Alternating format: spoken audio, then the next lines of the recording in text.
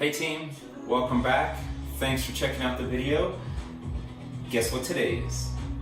That's right, installation day. I have been holding on to this for probably a couple months now. We are going to be installing this Apollointech accessory system, which is similar to the SPod, but a lot cheaper. And I would imagine one of the biggest questions is why I didn't go with SPod, the SPod, like the Ohio State. Mostly because that's not where I want to put my money in. Accessories, lights, all that kind of stuff are nice to haves. For some people they are an absolute necessity. For me and what I'm doing right now, that's not a huge necessity for me. I would rather spend top dollar, meaning on the high quality stuff, which I assume the SPod is, but I also got really good reviews, or I read really good reviews on this as well. And I'm not just going with the cheapest brand, I'm going with something that I've done some research on, and it's gotten good reviews, and we'll see how it goes. You know, the old adage, you always get what you pay for. Sometimes in these situations, that's not necessarily true. Sometimes you truly are just paying for the name. But again, we'll see. But yeah, for me, I like to spend my money on the mechanical aspects of my Jeep, which is where I feel, you know, I don't have an unlimited bank account, and I'm assuming a lot of you guys don't as well. So when I spend money on the top-notch stuff, for me, it's going to be protecting my vehicle and improving the mechanics of my vehicle. So we'll see how this goes. Let's do a quick unboxing and see what we got here. All right, so here we go. Let's see what we got in here. Hey, instructions. That's always good. Bunch of the switches, extra switches, some wiring. We'll get into that more. Let's put that down here. All right. So here's the main control panel, which is going to go right on top of the windshield inside, obviously, where most of the other ones are. You can see it's got 6 different switches, which I certainly don't have 6 different accessories right now that I'm going to be plugging in, which is kind of why I have been sitting on this for a little while. But I finally have time today to get it done. What else do we have in here? We have the main... Woo! Dang. Okay, so here's the main system that's going to go inside the engine compartment. Looks like we have the power and the negative, which is going to go straight to the battery. And then this will be mounted over on the driver's side. We'll see where that goes. All right, not too bad. For someone like me who is very intimidated by electronics, I think this is going to be doable. All right, guys, here we go. All right, so as we can see from the instructions, the tools that we're going to need are a 7mm box wrench, a screwdriver, a wire stripper, and a long flat nose pliers.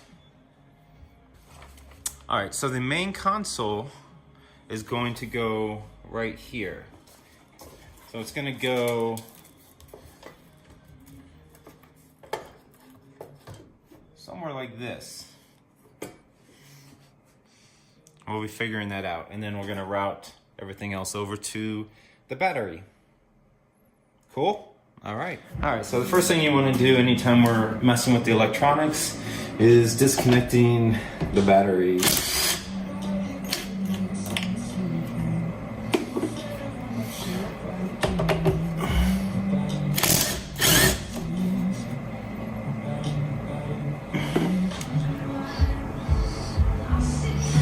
All right, so step 1 is loosen the bolts on the ECU, which are not 11mm.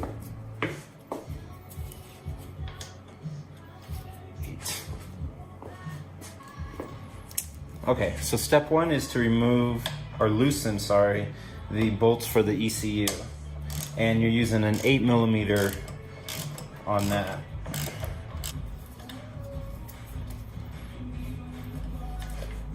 Okay, so the other thing you want to do is take the ground wire and move it from the inside, which was right here, just to the outside so it doesn't bind with it.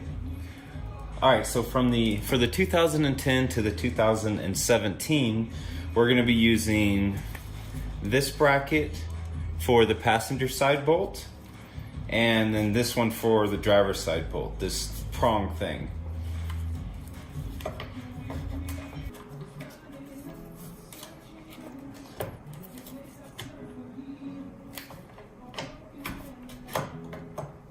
All right, so there we go.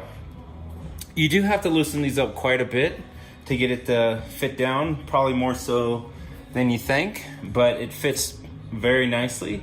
So now I'm gonna tighten everything up.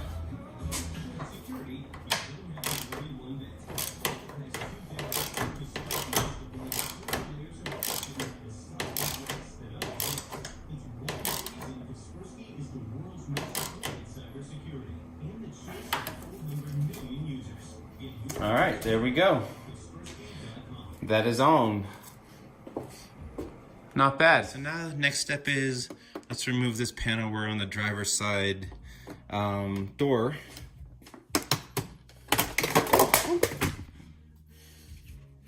Okay. Well, that's removed. Put that up over there. All right, so now we are gonna feed the switch power through the firewall into this area.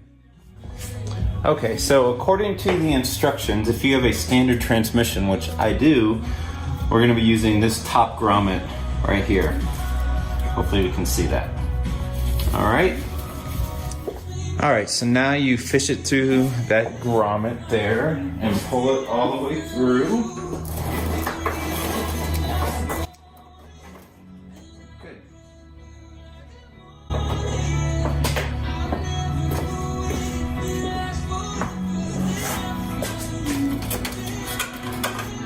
After you fish it through the plastic cover, go ahead and connect it. Good. Don't need that in there. Okay, so after further review of the instructions, when you slide this on, you've got the bar, which is going to go on top of the footman loop, and then this control panel, which is going to go underneath it. And so the footman loop is going to go between the panel and the bar. All right. Well, that makes more sense. So it'd be best if you had a 7mm wrench. Unfortunately, the two wrench sets that I have do not go that small. They go down to 8mm.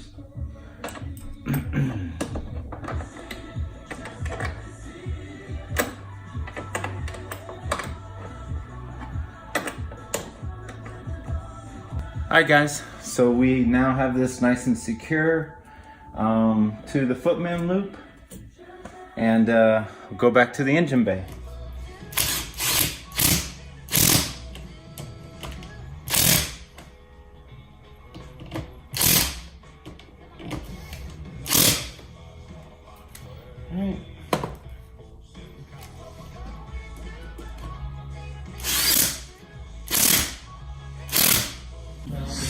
Okay, so one key step that I skipped, stupidly, is when you take the fuse out, you take the fuse, the 20 amp out of the fuse box, you gotta actually insert it back into this connector here. The instructions are actually really clear on that, but I didn't read that part. So here we go. Let's plug that in.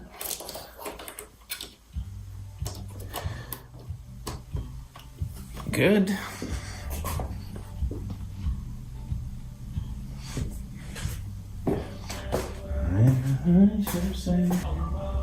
Alright guys, here we go. Let's turn the ignition on.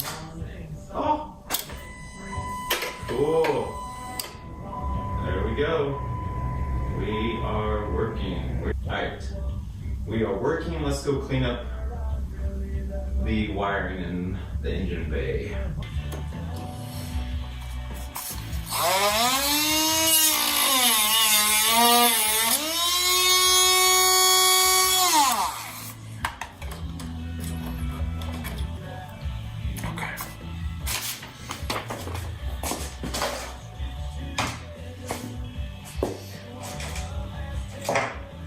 Alright guys, so finished product. Got it hooked up to the battery. Got the wires cleaned up. Take you over to the other side.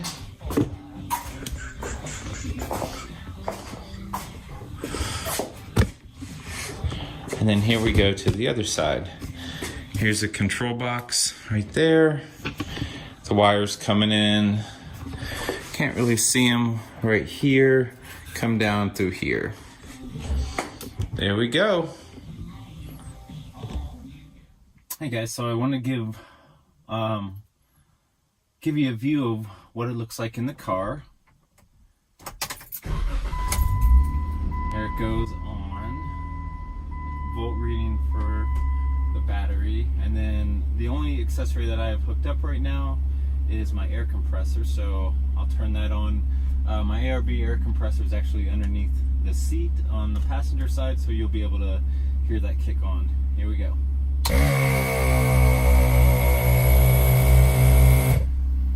There you go. Awesome. So I think it looks awesome in here.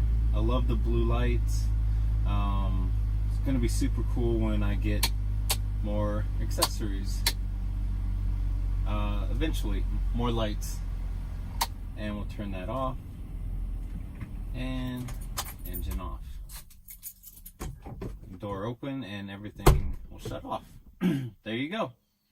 Hey guys, so I wanted to go over just some of the mechanics of the control panel. So obviously we've got the 6 switches.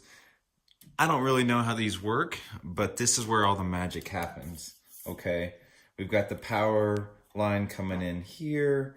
We've got the negative here. And then this is where you hook up all your accessories. Let me see if I can get in a little bit better. So there. All right, so just as an example, this is for switch number 6.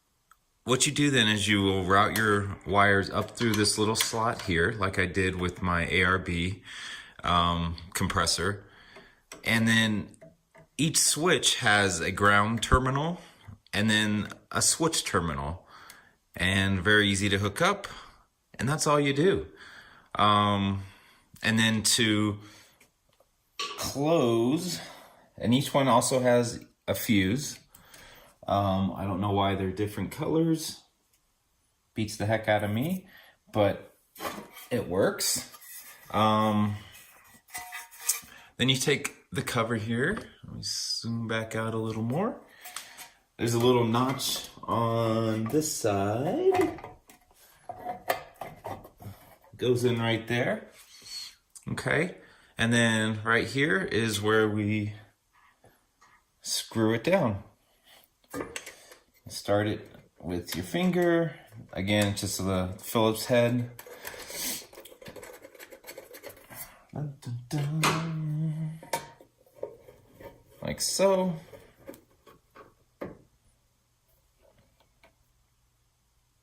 There you go. Boom, all done. Very clean. All right, guys, so that's it. I obviously will do a long-term test of it as I add more accessories and as I use it. If there's any problems with it, I'll be sure to let you guys know. Otherwise, not a bad install. The hardest part, believe it or not, was just fishing the line through the firewall. Other than that, very straightforward, super easy to do. And right now, Apollointech, you got my thumbs up. We'll see how it turns out when I'm actually out using it and just driving around, making sure everything still stays good. Cross fingers, there's no fires at start. But yeah, happy. Install was pretty easy. Not too bad at all. Takes a lot longer when I'm filming it and everything, but yeah, not bad at all. So hey guys, thank you for checking this out, and if you like it, please give me a thumbs up, and subscribe if you're not a subscriber, and we'll see you next time. Peace.